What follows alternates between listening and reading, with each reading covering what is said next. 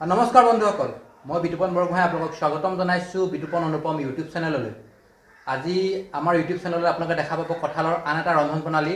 মোৰ লগত মোৰ সতীৰ্থ জান আছে, গোস্বামী ছাৰ আছে। গোস্বামী ছাৰে অকণমান ক'ব আজি ৰন্ধন প্ৰণালীৰ বিষয়ে। আমি কঁঠালটো ফালি চেকি ল'ম, চেকি লৈ তাৰ পৰা চাউলৰ গুড়ি দি আমি পিঠা বনাম তেলত। আজি মানে কঁঠালৰ পিঠা হ'ব। কঁঠালৰ পিঠা হ'ব আৰু কলপাততো হ'ব। কলপাততো হ'ব। কলপাততো হ'ব। জানে আমাক সহায় কৰিব আৰু ছাৰে বনাব। আৰম্ভ কৰি দিওঁ আৰু। ঠিক আছে, ঠিক আছে। প্ৰথমতে আপোনালোকে পকা কঁঠালৰ ফুটাৰ পৰা গুটিকেইটা আঁতৰাই কঁঠালখিনি এটা বাতিত লৈ ধুনীয়াকৈ ফেটি ল'ব।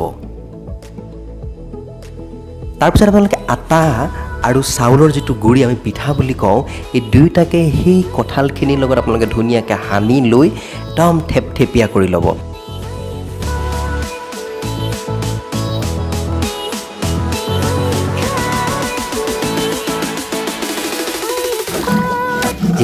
যিহেতু পিঠা আনি থোৱা নাই, গতিকে আমি চাউল নিজে পটাত পিচি পিঠা কৰি লৈছোঁ।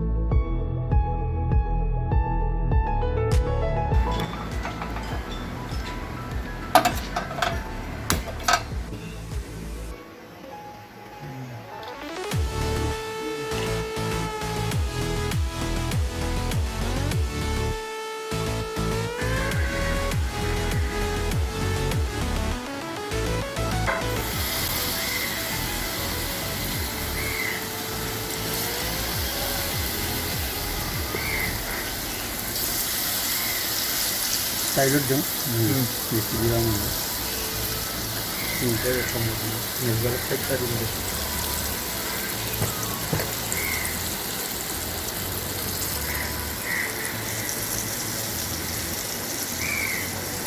বন্ধুসকল, যিহেতু কঁঠালটো যথেষ্ট সোৱাদযুক্ত, যথেষ্ট মিঠা ফল, সেইবাবে চেনি প্ৰয়োগ নকৰাকৈ আজি আপোনালোকে পিঠাটো বনাব নহয় নে?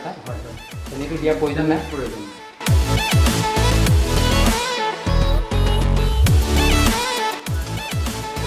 কঁঠাল, আটা আৰু পিঠাৰ সংমিশ্ৰণটোক আপোনালোকে দুই প্ৰকাৰে খাব পাৰে।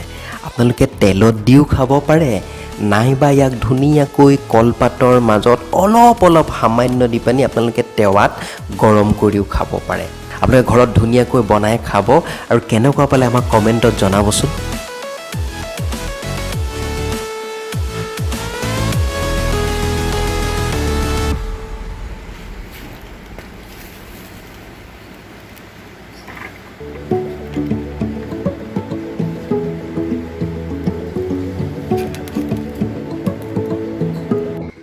বন্ধুসকল, আপোনালোকে আজি দেখা পালে কেনেকৈ কঁঠালৰ পৰা পিঠা বনাব পাৰি।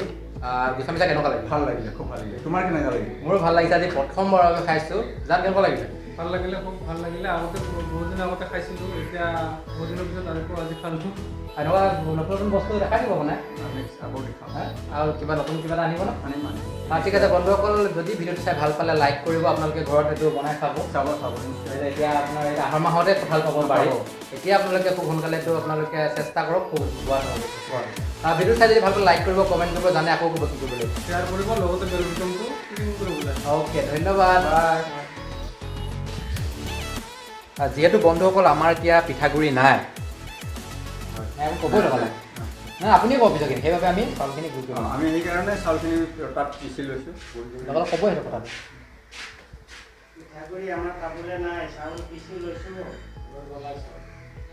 বন্ধুসকল, যিহেতু আমাৰ পিঠাগুড়ি বৰ্তমান আমাৰ হাতত নাই,